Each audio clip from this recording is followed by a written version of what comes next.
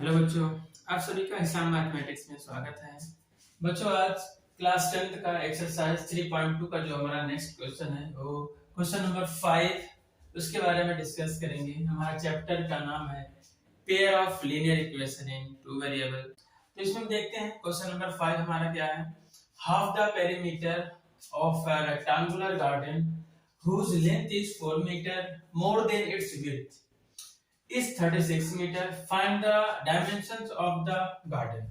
एक आयताकार बाग की जिसकी लंबाई चौड़ाई से 4 मीटर अधिक है का अर्ध परिमाप 36 मीटर है। बाग की विमाएं ज्ञात कीजिए। विमाएं या डायमेंशन मतलब इसमें लंबाई और चौड़ाई की बात कर रहा है, तो उसको हमें ज्ञात करना है, लंबाई और चौड़ाई को। यहाँ पे हमें कह रहा है कि एक हमारे पास क्या है, एक आयताकार बाग है, रेक्टेंगुलर गार्डन। मैं एक रेक्टेंगुलर बना देता हूं, जैसे ये हमारा है, मान लेते हैं ये हमारा कैसा है, रेक्टेंगुलर है जो गार्डन है।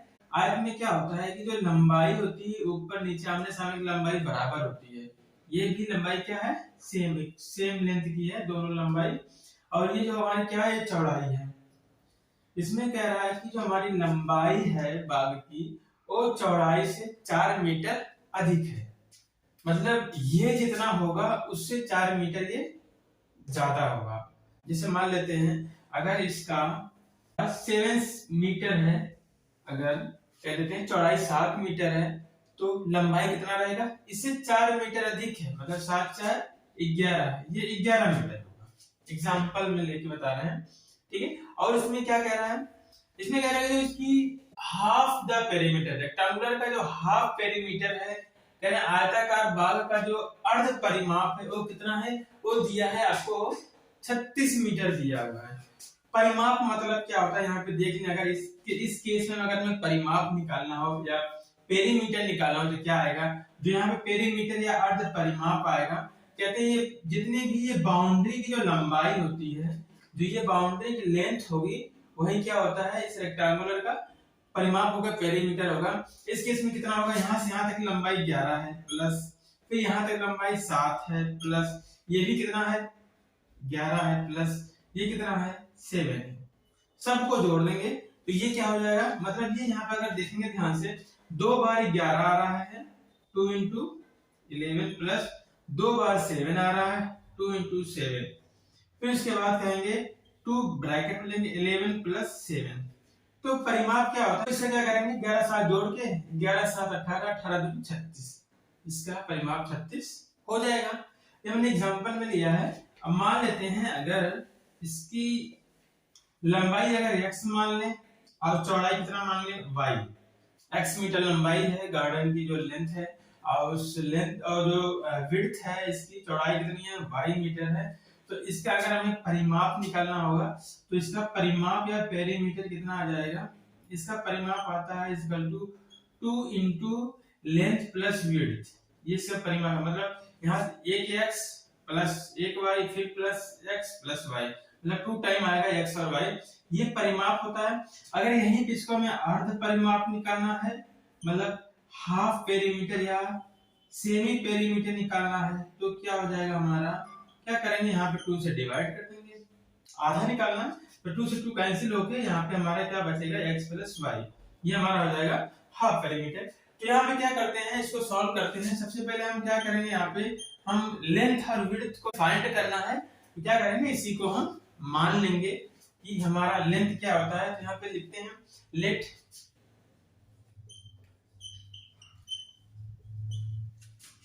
Length of the garden is equal to x metre है। पता है गार्डन कैसा है, रेक्टेंगुलर है। एंड हम हिंदी में लिखेंगे माना बाग की लंबाई, आयताकार बाग है की लंबाई क्या है x है, तथा एंड ब्रेड्थ ऑफ या विड्थ ऑफ गार्डन, और गार्डन की विड्थ क्या मान लेंगे y मीटर, एक x मीटर एक y मीटर, और बाग की चौड़ाई कितना है, y मीटर। हमें यहाँ पे x और y की वैल्यू फाइंड करनी है। हमने क्या किया, मान लिया x और y। तो यहाँ पे हमें दो चीजें दी हुई हैं। अकॉर्डिंग टू क्वेश्चन में क्या है कि हमें दो इंफॉर्मेशन दिया हुआ है। एक इंफॉर्मेशन क्या है कि इसका जो पेरीमीटर है वो 36 मीटर है, और दूसरी इंफॉर्मेशन ये है कि इसकी लेंथ है, उसकी विड्थ से 4 मीटर ज्यादा है, 4 मीटर अधिक है। तो ये दोनों केस हम क्या करते हैं, लगा लेते हैं। यहाँ पे दोनों इस दो कंडीशन को हम यहाँ अप्लाई कर लेते हैं। कहते हैं अकॉर्डिंग टू क्वेश्चन,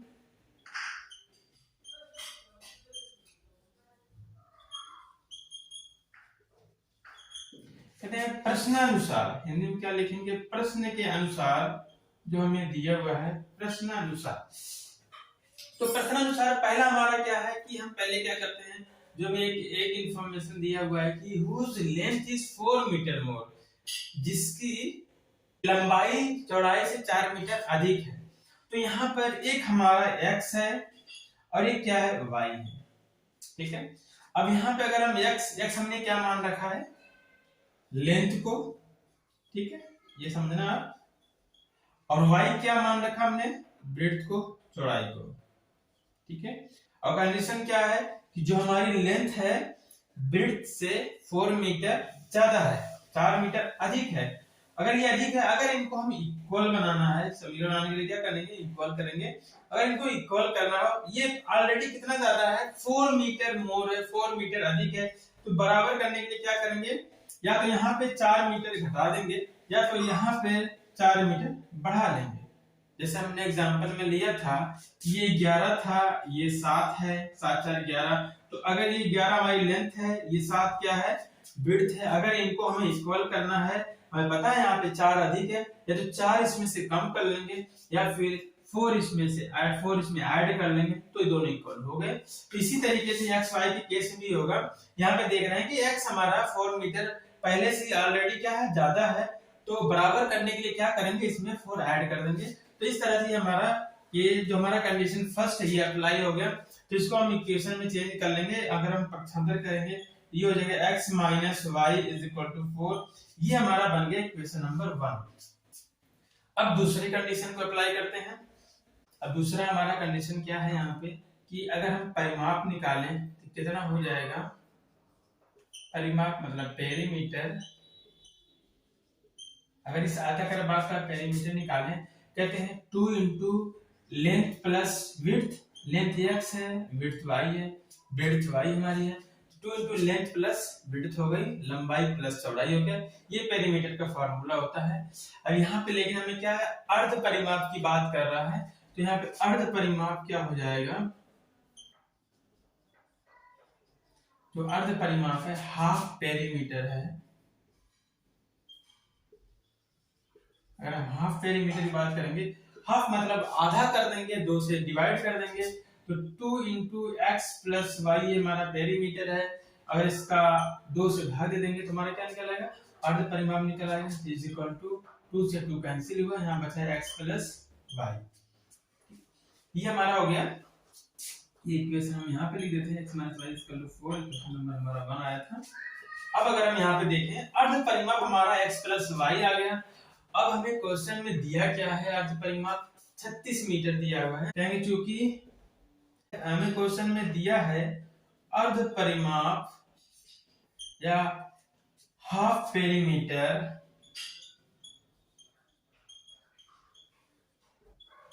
कितना है, 36 मीटर।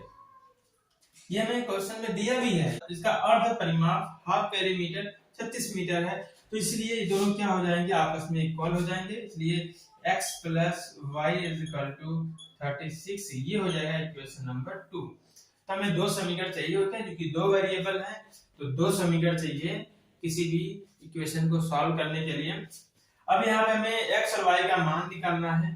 तो अभी तो हम केवल एक ही मेथड पढ़े हैं कि x और y मतलब इक्वेशन को सॉल्व करने के लिए, पेयर ऑफ लीनियर इक्वेशन को सॉल्व करने के लिए सिर्फ एक मेथड अभी हुआ है, जिससे कहते हैं ग्राफिकल मेथड, ग्राफिक विधि से हल करना।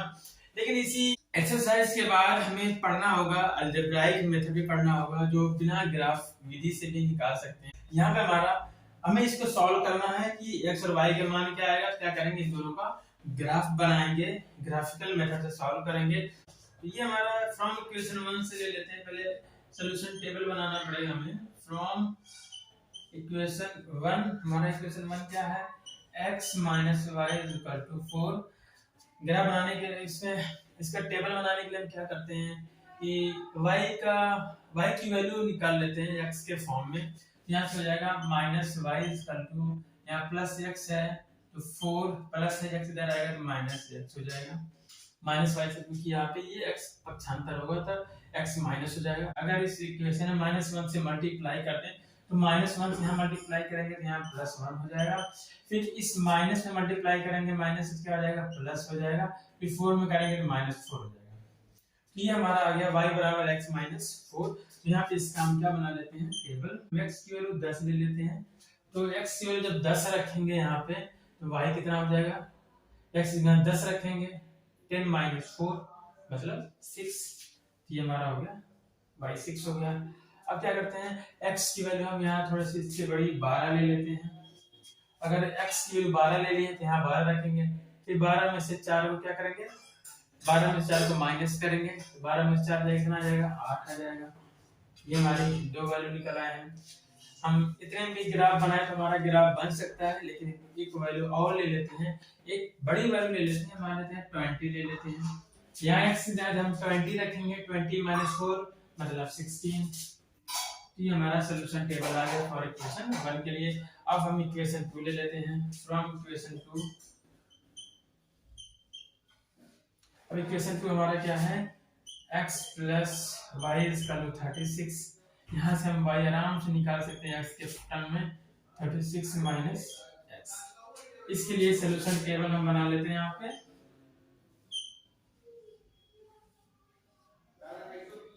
x यहाँ पे y, क्या करेंगे, x की थोड़ा वैल्यू लेते हैं, मान लेते हैं 12 ले लें, क्योंकि 36 नंबर पड़ा है। x की जगह रखेंगे 12, यहाँ पता है 36 माइनस 12 हो जाएगा। अब 12 यहाँ से माइनस करेंगे, आ जाएगा 24। 12 हो गया। अब इससे थोड़ी सी बड़ी वैल्यू लेते हैं, हमने 12 ले लिए हैं, 12 के बाद मान लेते हैं 20 ले लें एक वैल्यू। तो 20 लेने पर क्या होगा, x की जगह 20 रखेंगे, 36 में से क्या करेंगे, 20 को घटा लेंगे, कितना आएगा, 16 आएगा। यहाँ पे एक वैल्यू 24 ले लें, थोड़ी बड़ी वैल्यू। अब यहाँ पे 24 ले लेंगे, 36 में से 24 को घटा लेंगे, कितना आएगा, 12 आ जाएगा। तो इस तरीके से ये हमारा सॉल्यूशन टेबल दोनों के लिए आ गया। अब हमें क्या करना है, इसी का यूज करके ग्राफ ड्रा करना है। अब ग्राफ में देखेंगे दोनों किस पॉइंट पे दोनों लाइंस कहां पर इंटरसेक्ट कर रहे हैं, कहां पर प्रतिच्छेद कर रहे हैं, वही पॉइंट क्या होगा, इस दोनों इक्वेशन का सॉल्यूशन होगा, वही लंबाई और चौड़ाई होगी। वहाँ x का मान जो आएगा वो लंबाई हो जाएगी, y का जो मान आएगा चौड़ाई हो जाएगी। इसका आप ग्राफ को ड्रा करते हैं, इसका ग्राफ प्लॉट करते हैं बच्चों। ये हमारा y एक्सिस है, ये क्या है, x एक्सिस है, ठीक है। यहाँ पे देख रहे हैं कुछ बड़ी बड़ी वैल्यू है, x की, x यहाँ पे 24 है, y भी 24 है। तो कुछ बड़े नंबर, एक जो ब्लॉक होगा, एक जो स्क्वायर होगा ग्राफ में, उसको हम क्या करेंगे, 4 यूनिट का मान के चलेंगे। मान लेंगे हमारा यहाँ से यहाँ तक 4 है, तो ये कितना होगा 8, 4 पूरा गैप लेके चलेंगे, 12, ये आपका 16, ये 20, फिर ये 24। फिर ऐसे ही हमारा 0 है ही है। फिर यहाँ पे इस तरह y एक्सिस भी 4, 8, 12, 16, 20, 24 इस तरीके हो गया। अब हम पहले इक्वेशन 1 को ड्रॉ करते हैं। x बराबर 10 पे y कितना 6, 10 हमारा कहीं इसके बीच में 2 2 है, ये हमारा 2 होगा, 4 ये होगा, 6 होगा, ये 8 10 होगा, ये 14 होगा। इस तरीके का हमें x बराबर 10 है, y कितना है 6 है, तो कहीं यहाँ पर होगा हमारा 6, इसी के जस्ट ऊपर। ये पॉइंट कितना होगा 10, 6, ये हो गया हमारा 10, 6, ठीक। अगला पॉइंट क्या हमारा 12 पे 8 है, x बराबर 12 यही है हमारा, 8 कितना है जस्ट इसी के ऊपर, मान लेते हैं इसी के ऊपर ये आता है, ये हमारा पॉइंट आ जाता है। ये वाला पॉइंट कितना है, ये हमारा है 12, 8। अगला है 20 पे 16, x बराबर 20 चलेंगे, y कितना है 16 है, 16 में ये पॉइंट है, इसी के सीध में जस्ट ऊपर हम 20 के ऊपर चलेंगे। ये हमारा कहीं पॉइंट क्या है 20 का 20 16, ये पॉइंट हमारे हो गए थी। क्या करेंगे, इनको हम स्केल से मिला लेंगे, तो ये हमारा क्या बनेगा, ग्राफ बन जाएगा। ये इक्वेशन 1 का ग्राफ है, कितना है x minus y equal to 4 का। अब इक्वेशन 2 का ग्राफ बनाते हैं, ये हमारा दूसरे इक्वेशन का टेबल है। x बराबर 12 पे y 24 है, x बराबर 12 ये हमारा y 24 है, y कितना है 24, तब लास्ट में ये हमारा 24 इसी के ऊपर है, कहीं मान लेते हैं ये हमारा क्या है इसी के ऊपर, क्योंकि इसके पैरेलल चलना है, इसी के जब 12 आना चाहिए, ये हमारा 12 है x और इसी के ऊपर y 24, ये पॉइंट मान लेते हैं हमारा कितना है 12, 24 है, ये हमारा पॉइंट हो गया 12, 24। दूसरा पॉइंट है 20 पे 16 है, x बराबर 20 है, y कितना है 16, ये हमारा पॉइंट होगा। ये कितना है 24 पे 12 है, x 24 है, तो y कितना है 12 है, जस्ट इसी के ऊपर ये मान लेते हैं कहीं पॉइंट 12, ये हो जाएगा 24, 12। इन तीनों पॉइंट को क्या करेंगे, हम एक स्केल से मिला लेंगे, ये हमारा बन गया इसका ग्राफ। ये ग्राफ बना है x plus y equal to 36 का। अब हमें ये देखना है कि ये कहाँ दोनों ग्राफ एक दूसरे को इंटरसेक्ट कर रहे हैं, कहाँ पर प्रतिच्छेद कर रहे हैं, 20, 16 पर प्रतिच्छेद कर रहे हैं। तो यहाँ पर अगर देखेंगे, अगर हम सोल्यूशन की बात करेंगे, इन इक्वेशन का सोल्यूशन क्या होगा, यहाँ पर चूंकि देख रहे हैं कि दोनों लाइनें एक दूसरे को इस पॉइंट पे इंटरसेक्ट कर रहे हैं, इसका x कोऑर्डिनेट कितना है 20 है और y कोऑर्डिनेट कितना है 16 है। तो हमने स्टार्टिंग में ही x और y को मान लिया था, x को क्या माना था आयताकार बाग की लंबाई, इसलिए आयताकार बाग की जो लेंथ हो जाएगी, लेंथ मतलब लंबाई क्या हो जाएगी ये 20 मीटर, और चौड़ाई क्या हो जाएगी, जो ब्रेड्थ हमने मान रखा था y को, चौड़ाई क्या हो जाएगी 16 मीटर। तो देख रहे हैं कि लंबाई हमारी चौड़ाई से 4 मीटर अधिक है, 16 और ये 20। अगर इनका हम अर्ध परिमाप निकाल लेंगे, दोनों को जोड़ेंगे तभी कितना आएगा 36 आएगा। तो इस तरीके से हमारा ये क्वेश्चन नंबर जो 5 है ये कंप्लीट हो गया है। इस तरह ये इसका सॉल्यूशन आ गया बाय ग्राफिकल मेथड, ग्राफिक विधि से। आप क्वेश्चन नंबर 6 को देख लेते हैं। बच्चों ये क्वेश्चन नंबर 6 हमारा है, given the linear equation 2x + 3y - 8 = 0, write another linear equation in two variables such that the geometrical representation of the pair so found is, first है intersecting lines, सेकंड है parallel line, थर्ड है coincident lines।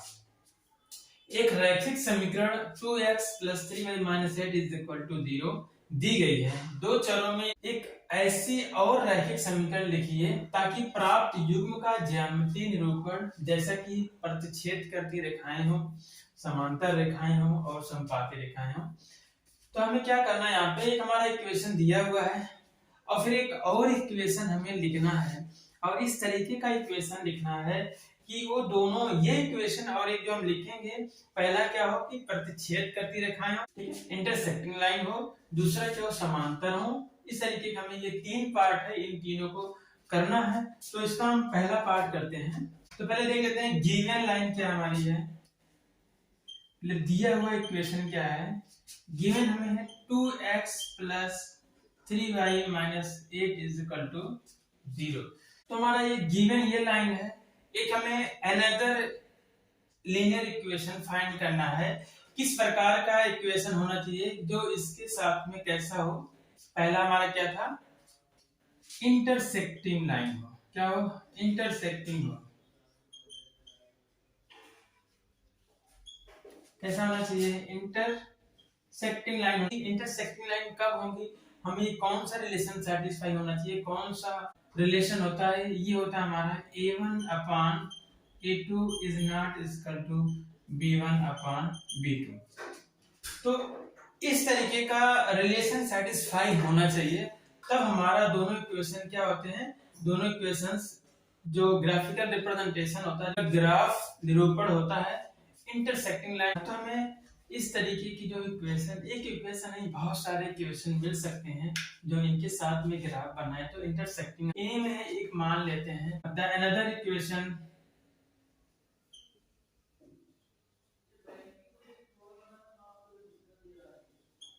हम मान लेते हैं कि हमारा जो अनदर इक्वेशन है वो मान लेते हैं 2x, ठीक है, प्लस 2x, क्या करें प्लस में है तो एक माइनस दे दें, या तो अगर माइनस 3y लिख लेंगे तब भी हमारा आ जाएगा। मान लेते हैं 7y प्लस 9 इसका तो 0, ये है। अब इनमें अगर हम रिलेशन देखें a1 अपान a2 क्या आ जाएगा, a1 upon a2 is equal to, यहाँ पे 2 है, यहाँ भी 2 है, ये आ जाएगा 1। b1 अपान b2 देख लेते हैं क्या हमारा है, b1 कितना यहाँ पे 3 है, b2 -7 है, यहाँ पे दिख रहा है a1 अपान a2 क्या है 1 है, b1 अपान b2 क्या है 3 अपान -7 है, -3/7।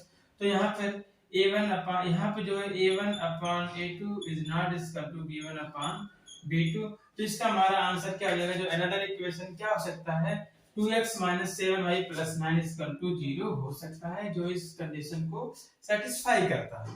मतलब इनका ग्राफ बनाएं क्या जाएगा हमारा इंटरसेक्टिंग लाइन। तो इक्वेशन नंबर 1 हमारा ये केस 1 हो गया।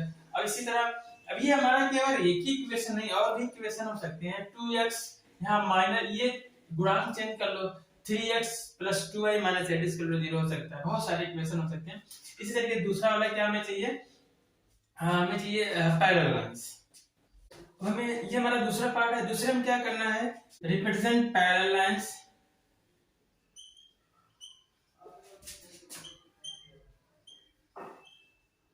कैसी रेखाएं निरूपित हों, समांतर। हमें ऐसी रेखा, एक और ऐसी रेखा लिखनी है जो रेखा कैसी हो, समांतर हो। और समांतर होने के लिए हमारे पास कंडीशन क्या होता है, a1 अपान a2 इक्वल होता है b1 अपान b2, ये नॉट इक्वल टू होता है c1 अपान c2। तो इस तरीके कुछ हमें एक ऐसी इक्वेशन फाइंड करनी है, इसके बेस पर बताना है कि ये रिलेशन क्या हो, सेटिस्फाई हो।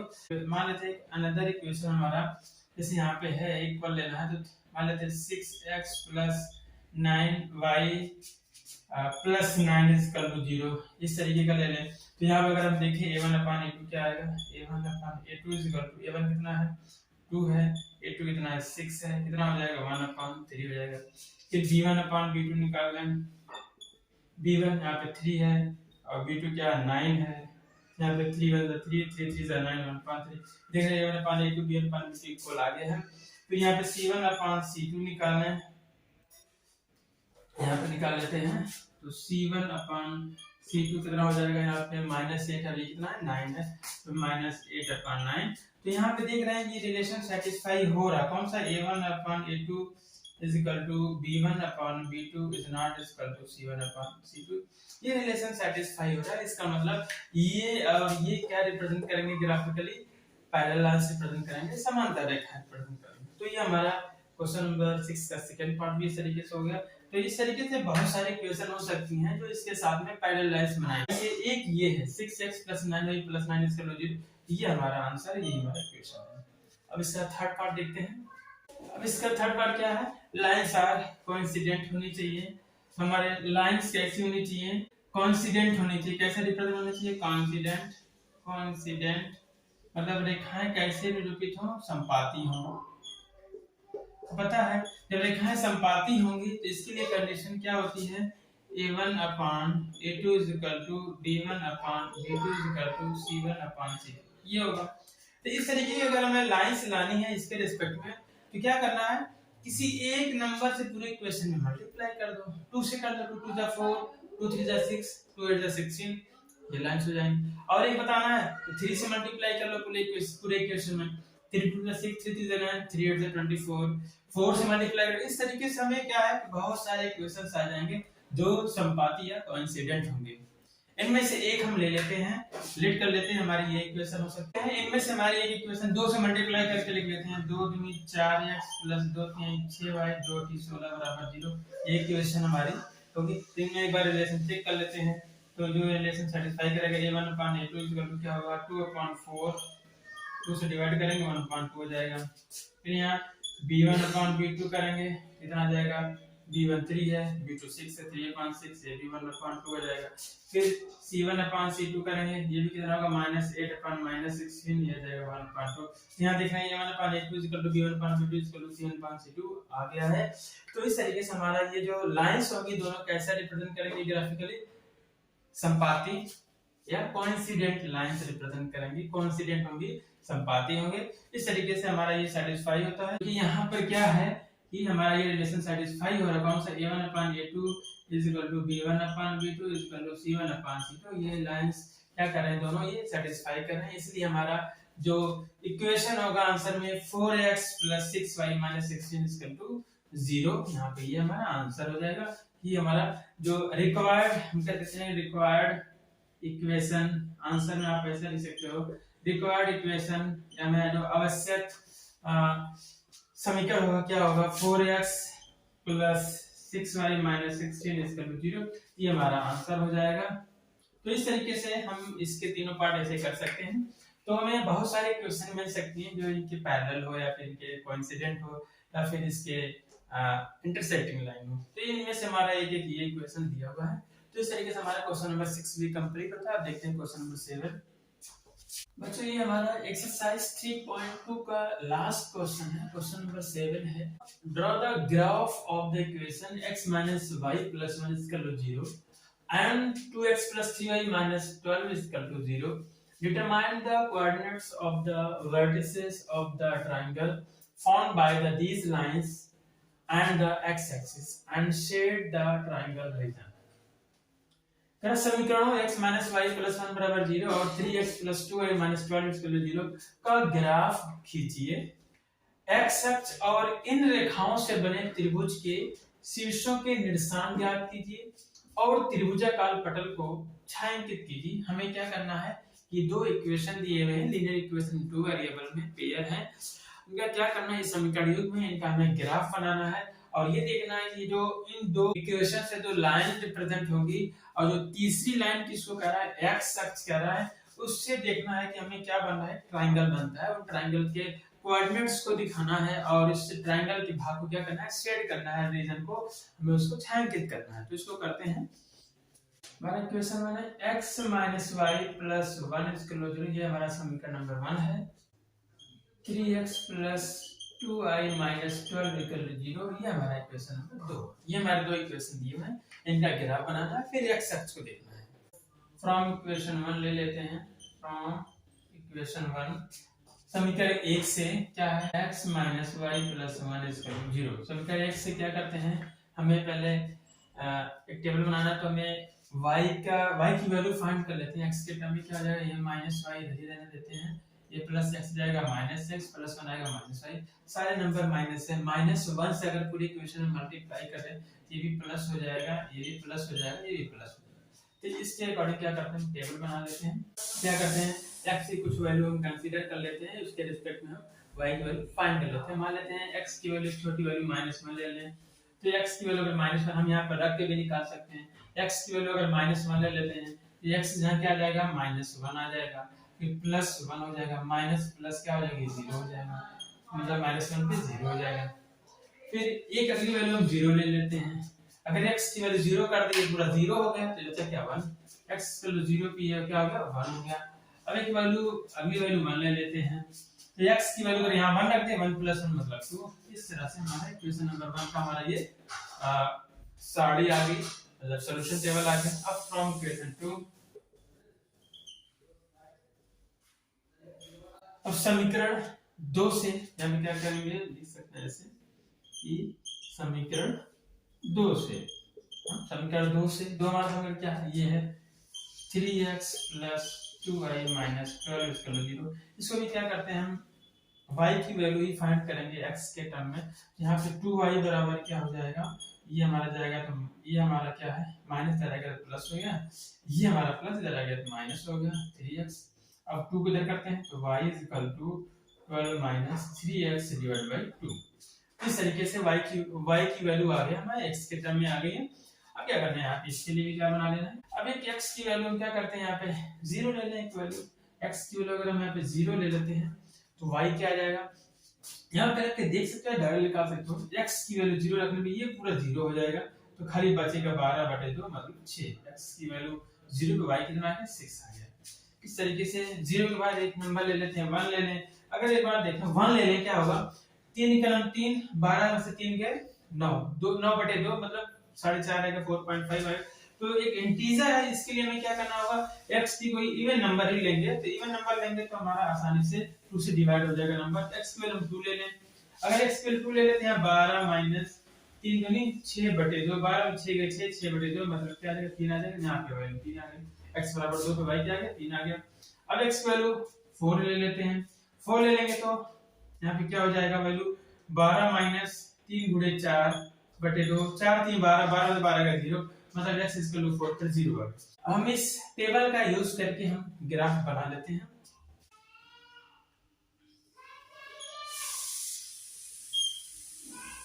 ये हमारा x एक्सिस, ये हमारा y एक्सिस। यहाँ पे बहुत बड़ी वैल्यू नहीं है, 0, यहाँ पे 1, ये 2, 3, 4, 5, 6, 7 ले लेते हैं। यहाँ पे इसी तरह ले लेते हैं 1, 2, 3, 4, 5, 6। यहाँ पे माइनस वैल्यू -1, -2, -3, -4। इसी तरह यहाँ पे ले लेते हैं -1, -2, -3, -4। इस तरीके का हो गया। अब इनका यूज करके हम ये क्वेश्चन 1 का हमारा सॉल्यूशन टेबल है, इसका ग्राफ बना लेते हैं। x इक्वल टू -1 पे y 0 है। पहले x इक्वल टू कहां चलेंगे -1 यही पे है। y कितना है 0, तो यही पॉइंट हो जाएगा हमारा पहला कोऑर्डिनेट हो जाएगा। इसी को कोऑर्डिनेट बोलते हैं -1, 0। इस पॉइंट का कोऑर्डिनेट क्या हो गया -1, 0।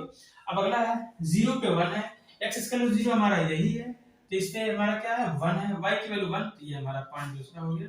इसका कोऑर्डिनेट कितना हो जाएगा, पहले x वाला होता है फिर y वाला होता है, तो इसका कोऑर्डिनेट हो गया 0, 1।